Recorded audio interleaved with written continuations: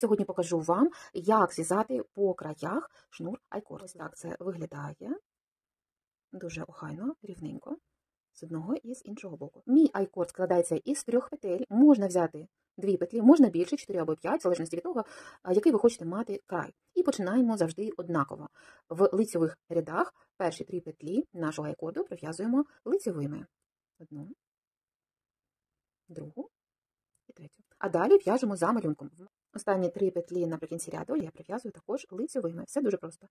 З лицьової сторони крайні петлі в'яжемо лицьовими. А з виворітньої сторони ці петлі, по 3 на початку і наприкінці, просто знімаємо не пров'язуючи. Просто перекидаємо одну, другу і третю петлю на праву спицю. А далі в'яжемо за малюнком. В мене це виворітні петлі. Пров'язала ряд до кінця, зупинилася перед петлями айкорду і далі, як і на початку ряду, просто перекидаю їх на праву спицю.